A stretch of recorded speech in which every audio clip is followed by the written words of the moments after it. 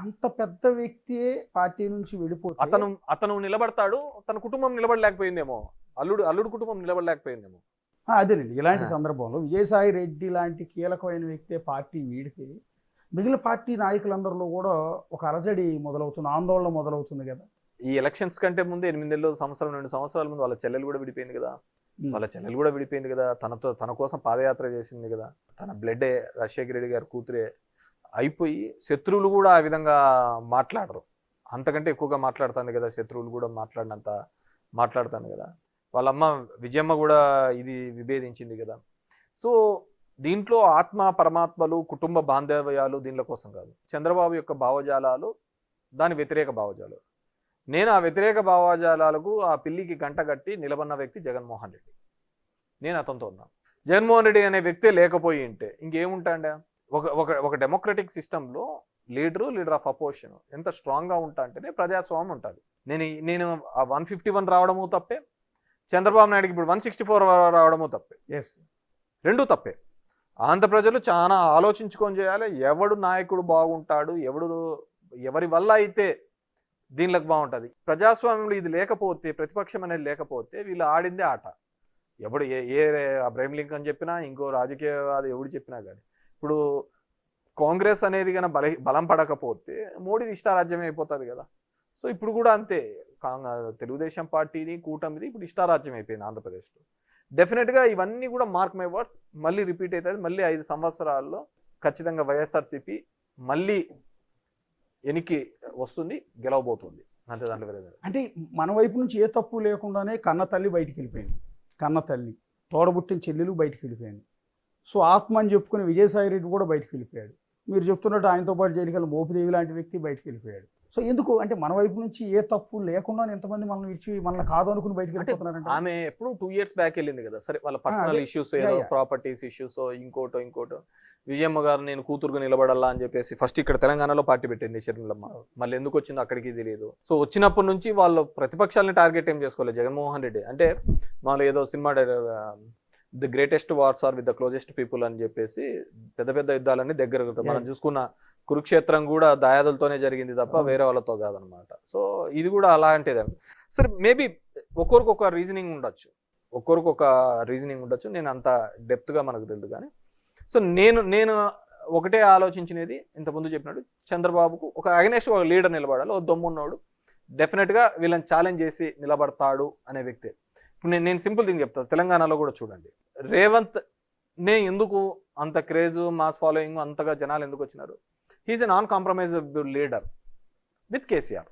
మిగతా వాళ్ళతో కాంప్రమైజ్ కావచ్చేమో కానీ కేసీఆర్కి ధీటుగా నిలబడి వీళ్ళకు కోసం పోరాడే వ్యక్తి ఎవరైనా ఉన్నారు అంటే అది రేవంత్ అని ఎస్టాబ్లిష్ చేసుకోగలిగినాడు. బికాజ్ ఏం చేసినాడు, కేసీఆర్ చాలా మందిని ఆ విధంగా ఎస్టాబ్లిష్ కావాలనుకున్న లీడర్లు అందరినీ కూడా తన మాటలతోనో దీనిలతోనో తొక్కిపడేసినాడు. జానారెడ్డి గారు కనపనాక, జానారెడ్డి గారు నేను మంచి మిత్రులు, నేను వాళ్ళ ఇంటికి భోజనానికి పోవాలనుకున్నాను, ఈ విధంగా ఉండాలనుకుంటున్నాను అనాలకల్లా జనాలకు కూడా ఇదేందా జానారెడ్డి వీళ్ళిద్దరు ఏదో కుమ్మక్కైనట్టున్నారే అని చెప్పేసి. అదే రేవంత్ అనే వ్యక్తిని ఆ విధంగా మాట్లాడలేడు. రేవంత్ను కూడా ఆ విధమైన ఫైట్ ఇచ్చినాడు కాబట్టి యాంటీ ఇన్కంబెన్సీ మీద ఎస్టాబ్లిష్ కావడం జరిగింది. అదేవిధంగా చంద్రబాబు అనే వ్యక్తి మీద ఏకైక లీడర్ ఎవరు ఫైట్ చేయగలుగుతాడు ఈ రాష్ట్రంలో అంటే అది జగన్మోహన్ రెడ్డి. మీరు మన ఆంధ్రప్రదేశ్ రాష్ట్ర రాజకీయాలు ఎక్కడా లేనంత డిఫరెంట్గా ఉంటాయి. ఇక్కడ Telugu Desam party, BJP party, Janasena party, Congress, CPI, CPM, ఇంకేమైనా మిగిలిపోయిన అన్ని పార్టీలు కూడా టీడీపీ అన్ని ఒకటి ఉంటాయి. జగన్మోహన్ రెడ్డి ఒక సైడ్ ఉంటాడు. సో ఆ system we have to appreciate, we have to go. డెఫినెట్గా జనం తరపున నిలబడతాడు, జనం తరపున ఫైట్ చేస్తాడు, ఎత్తి చూపుతాడని నేను. అంటే మీరు పదే జగన్మోహన్ రెడ్డి గారు ప్రతి సభలోనూ ఒక ముఖ్యమంత్రి స్థాయిలో ఉండే వ్యక్తి పవన్ కళ్యాణ్ ఉద్దేశించి కారులను మార్చినట్టు పెళ్ళాలను మారుస్తాడు, 3 పెళ్ళిళ్ళు 4 పెళ్ళిళ్ళు అంటూ బహిరంగ వ్యాఖ్యలు చేయటం అనేది అవతల వ్యక్తికి సింపతి తెచ్చిపెడుతుంది, ఈ మీద నెగిటివిటీ తెచ్చిపెడుతుంది. పైగా సీఎం స్థాయిలో ఉన్న వ్యక్తి బహిరంగంగా అలా మాట్లాడచ్చా? అది పవన్ కళ్యాణ్ ప్లస్ అయింది కదా. డెఫినెట్గా ప్లస్ అయింది. దాన్ని ప్లస్గా చేసుకున్నాడు కూడా. ఇప్పుడు చిరంజీవి అలాంటి సందర్భం ఒకటి, చిరంజీవి వచ్చి సార్ అన్న టికెట్లది అదేదో చిన్న వీడియో క్లిప్ పెట్టినాడు. అంతకుముందు మాట్లాడినదాన్ని పక్కకు పోయినాయి. ఆ క్లిప్నే చూసి మా అన్నని ఇట్లా అంటారు, ఇదంటారు. పవన్ కళ్యాణ్ ఒక స్టాండర్డ్గా ఉంటాడు అనేది ఒక మాట మీద ఈరోజు ఏది చెప్తాడో దాన్ని మళ్ళీ కంటిన్యూ చేస్తాడని ఏం లేదు. ఎందుకంటే చంద్రబాబుని ఎలా తిట్టాడు, బీజేపీని ఎలా తిట్టాడు, లేకుంటే అందరిని ఎలా తిట్టాడు, మళ్ళీ ఇప్పుడు ఎలా పొగుడుతున్నాడు, మళ్ళీ ఎలా తిడతాడు, ఇవన్నీ అతను వదిలే. కానీ మీరు అంటున్నట్టుగా భారతీయ సంస్కృతిలో భాగంగా అలాంటివి తప్పు అని చెప్పే ప్రయత్నం చేసినట్టు, కానీ ఆ చెప్పే విధానం అనేది ఆ పద్ధతి కాదు అని నేను అనుకుంటున్నాను. మేబీ దానివల్ల కూడా పవన్ కళ్యాణ్కి అడ్వాంటేజ్ అయి ఉంటుందని నేను అంటున్నాను. అందుకే పోటీ చేసిన 21 స్థానాల్లో 100% స్ట్రైక్ రేట్ ఇప్పుడు గెలవడం అనేది నేను ఏమంటే జగన్మోహన్ రెడ్డి గారి ఏ విధంగా ఒక సక్సెస్ స్టోరీగా మనం చెప్పుకుంటాము, పవన్ కళ్యాణ్ కూడా ఒక సక్సెస్ స్టోరీనే. ఎందుకంటే నిలబడిన అన్ని చోట్ల ఓడిపోయి ఒక ఎమ్మెల్యేతో గెలిచి ఆ ఎమ్మెల్యే కూడా పక్కకు పోయి 2 చోట్ల ఓడిపోయి కూడా తిరిగి బౌన్స్ బ్యాక్. సరే అతను ఏదో నా వ్యూహం నాకుంటుందన్నాడు, సరే అతనిలాగా ఎవడు మాట్లాడలేదులే, అంటే కులాల పరంగా కానీ మతాల పరంగా అంత ఓపెన్గా మాట్లాడి నా కులం నాతో ఉండాలా అనే మనం. సో వాట్ ఎవర్ మేబీ తన ఆ 21 మందిని కూడా గెలవడంలో కూడా ఒక సక్సెస్ స్టోరీ. ఎందుకంటే దీనికి సీజనల్ పొలిటీషియన్స్ తప్ప, ఈ విధంగా రాజకీయం ఒక వృత్తిగా ఉన్న వాళ్ళే ఈ విధంగా బౌన్స్ బ్యాక్ అవుతారే తప్ప, మిగతా వృత్తుల మీద ఉండి, సినిమా లాంటి వృత్తులో లేకుంటే మిగతా వ్యాపార వృత్తిలో ఉండి ఇది ప్రైమరీ ఇంట్రెస్ట్ కాకుండా మిగతా దాని మీద ఉన్న వాళ్ళు ఇలా బౌన్స్ బ్యాక్ కావడం చాలా కష్టం. కానీ it's a success story of Pawan Kalyan అని చెప్పుకోవచ్చు. అండ్ ఆ 21 కూడా చాలా స్ట్రాటజికల్గా తీసుకున్నాడు, సక్సెస్ చూపించినాడు. సో భవిష్యత్తులో బేసిక్గా ప్రశ్నిస్తామని పెట్టిన పార్టీ అది పోయింది, తర్వాత ముఖ్యమంత్రి అనే పార్టీ అది వెళ్ళిపోయింది, ఇప్పుడు సపోర్టివ్ పార్టీగా డిప్యూటీ సీఎంగా ఆయన ఉంటున్నాడు. We have to wait and see ఇదే కంటిన్యూ అవుతాడా, మరి ఎలా ఆ సీట్లోకి రావడం. ఇప్పుడైతే నేను లేదు 10 ఏళ్ళుగా చంద్రబాబే ఉండాలని ఆయనే అంటున్నప్పుడు, so we can't expect him CM seats. వాళ్ళ ఫ్యాన్స్ కానీ వాళ్ళ కమ్యూనిటీ కానీ ఏదైతే మా వాళ్ళలో ఒకడు ఆ ముఖ్యమంత్రి సీట్లో కూర్చోవాలి అని కోరుకున్నారో వాళ్ళది ఇప్పట్లో నెరవేరే కార్యక్రమం కాదు. వాట్ ఎవర్ మేబీ జగన్మోహన్ రెడ్డిని ఓడించడానికైతే ఖచ్చితంగా పవన్ కళ్యాణ్ అనే వ్యక్తి లేకపోతే తెలుగుదేశం అనే పార్టీ ఇప్పటికీ కూడా జగన్మోహన్ రెడ్డిని ఓడించలేదు. 40 సంవత్సరాల Telugu Desam party minus Pawan equal to 0 అంతే, దాంట్లో వేరేది ఏం లేదు. భవిష్యత్తులో పవన్ కళ్యాణ్ చంద్రబాబు కలిసి ఇదే విధంగా వెళ్తారనుకుంటున్నారు? అంటే 15 ఏళ్ల పాటు ఉంటామని చెప్తున్నారులే, కానీ రాజకీయ నాయకులు అనే నేను ఇంతకుముందు అన్నప్పుడు కుటుంబంలో ఉన్న వాళ్ళే ఆత్మలు పరమాత్మలు అనే వాళ్ళే వెళ్ళిపోయిన తర్వాత ఈ బాంధవ్యాలు బంధుత్వాలు ఏం కలుస్తాయి? అదే నేను అంటుంది, ఎవరికైనా రాజకీయాల్లో డైనమిక్స్ మారుతూ ఉంటాయండి. సో ఇతను ఇప్పుడు మొట్టమొదటిసారి పవర్ చూశాడు. సో ఆ పవర్ చూడాలి అని తన ఫ్యాన్స్ కానీ తన కమ్యూనిటీ వాళ్ళు కానీ కోరుకుంటున్నప్పుడు ఆ విధమైన అడుగులు వేయచ్చు. బీజేపీ ఉన్నప్పుడు ఏదైనా జరుగుతుందండి. షిండే అనుకున్నారా అక్కడ అవుతాడని చెప్పేసి చేసినారు కదా. సో బీజేపీ అనేది ఒక కొత్త ఒరబడిని తీసుకొని రావడం జరిగింది. రాజకీయాల్లో ఒక 3 వ్యవస్థలతో మనం ఎట్లాంటి క్రీడనైనా ఆడుకోవచ్చు, ఎలాంటి రాజకీయ క్రీడనైనా ఆడుకోవచ్చు అనేది బీజేపీ సక్సెస్ఫుల్ ఫార్ములాతో నిరూపించింది. ఈవీఎంస్ మీద నేను మాట్లాడుతున్నప్పుడు కానీ దీనిలో మాట్లాడుతున్నప్పుడు ఇప్పుడు మహారాష్ట్ర ఎలక్షన్ చూసాను. ఖచ్చితంగా 6 నెలల కిందట జరిగిన ఎంపీ ఎలక్షన్స్లో బీజేపీ వాళ్ళ కూటమి 10 సీట్లు వచ్చినాయి, 30 అగెనెస్ట్ కాంగ్రెస్కి వచ్చినాయి. ఏమంతా 5 నెలల్లో మారిందని చెప్పి 225 సీట్లు వచ్చినాయి చెప్పండి. దట్టు షిండే నాయకత్వంలో ఎలక్షన్స్ పోయినారు. అక్కడ ఏమంత డెవలప్మెంట్ జరిగింది, ఏమంత అద్భుతాలు జరిగాయి. So there is some manipulation is going on. ఎందుకంటే నేనేమని నమ్ముతానంటే ఈ ఫోన్ అనేది ట్యాప్ చేయాలనుకున్నప్పుడు ఆ మిషనరీ ట్యాప్ చేయడం అనేది పెద్ద విషయం కాదు. అంటే మొన్న ఆంధ్రప్రదేశ్ ఎన్నికల్లో కూడా ట్యాంపరింగ్ జరిగిందని నేను పూర్తిగా నమ్ముతాను. అలా నమ్మకపోతే సుప్రీంకోర్టు ఇచ్చిన గైడ్లైన్స్ ప్రకారం ఎస్ఓపి కౌంటింగ్ చేయాలి, ఈవీఎంలు అనేది కౌంట్ చేయాలి అని ఇచ్చినప్పుడు దానిలో ఎంత ఉండాలి అనేది వీళ్ళు ఆ పద్ధతి కాకుండా మొత్తం అదంతా 0 చేసి మళ్ళీ ఓట్లన్నీ వేయించి అవి ఎంచుతామనే పద్ధతికి ఇప్పుడు వాళ్ళు కొత్త ఎస్ఓపి తీసుకొని వచ్చినారు, స్టాండర్డ్ ఆపరేటింగ్ ప్రొసీజర్స్. నేనేమంటే ఒక హుండీలో లెక్కేయాలన్నప్పుడు హుండీలో ఎంత డబ్బు ఉందని లెక్కేయాలి, కానీ హుండీ డబ్బులన్నీ పక్కకేసి నువ్వు మళ్ళీ డబ్బులు వేసి అది ఎంచుతామంటే ఎట్లా సేమే ఉంటుంది. ఎలక్ట్రానిక్ గ్యాడ్జెట్స్ అనేది ఏది వాడినా కానీ అది కాంప్రమైజ్డ్ అవుతాయి. 2019లో మీకు 151 వచ్చినప్పుడు కూడా టీడీపీ అదే ఆరోపణ చేసింది. డెఫినెట్ గా నేను అప్పుడు మాకు 150 రాని, భవిష్యత్తులో 170 రాని, ఇంకోటి రాని, కానీ ఎలక్ట్రానిక్ మిషనరీతో ఓటింగ్ అనేది జరగకూడదు అనేది నేను ఫమ్గా బిలీవ్ అవుతాను. ఇప్పటికైనా మారాలి. ఎందుకంటే నేను నిన్న కూడా చెప్పాను, ఈ దేశంలో ప్రజాస్వామ్యం అనేది పెద్ద బూతుగా అయింది, ఎలక్షన్స్ అనేది ఒక హేళనగా అయింది. ఎప్పుడో టీఎన్ శేషన్ కాలంలో మనం చూసాం ఎలక్షన్ కమిషన్ కంటే అంత రైట్స్ ఉంటాయి, అంత పవర్స్ ఉంటాయని. ఎందుకంటే నేను కూడా చెప్తున్నాను, ఇప్పుడు 94లో మా నాన్న ఇండిపెండెంట్గా నిలవనప్పుడు 500తో ఓడిపోయినప్పుడు మేము రిగ్గింగ్ చేసుకున్నాం, 99లో రిగ్గింగ్ చేసుకున్నాం. ఆ రోజు పేపర్ మీద ఉంది కాబట్టి రిగ్గింగ్ చేసుకుంటున్నాం. ఇప్పుడు మారింది, టెక్నాలజీ మారింది. ఈవీఎంస్తో రిగ్గింగ్ జరుగుతున్నాయి, అంతకంటే వేరేది ఏంది కానీ లేదు. 75 సంవత్సరాల మన ఇండిపెండెన్స్ అవ్వచ్చు, రాజ్యాంగం వచ్చినా కానీ ఇప్పటికీ కూడా చట్టాలు ఎప్పుడూ కూడా అధికారంలో ఉన్న వాళ్ళకి అది చుట్టంగానే ఉంది తప్ప ఎక్కడే కానీ రియల్గా నడుస్తోంది అనేది ఎక్కడా కానీ జరగటం లేదు. నేను దాని మీద స్టిక్ అయి ఉంటాను. అసలు ఓకే, ఇప్పుడు మీ కాన్స్టిట్యున్సీ వద్దాం.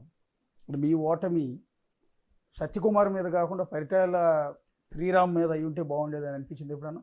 ఎవడి మీద ఓటమి రాకూడదనే కోరుకుంటాము. దానికి అంటే ఓడిపోవటం అనేది ముందు వచ్చిన సత్యకుమార్ ఏ దెబ్బ అయితే వాంతో కొట్టించుకున్నా ఈయనతో కొట్టించుకున్నా ఒకటే దెబ్బలే కదా పడేది. అలానే కాదు నేను అనేది.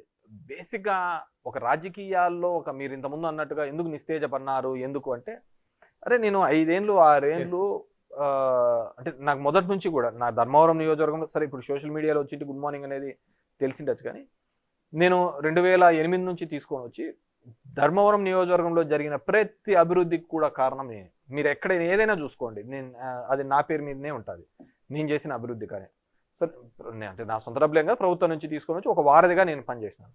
ప్రజలకు అందుబాటులో ఉన్నాను.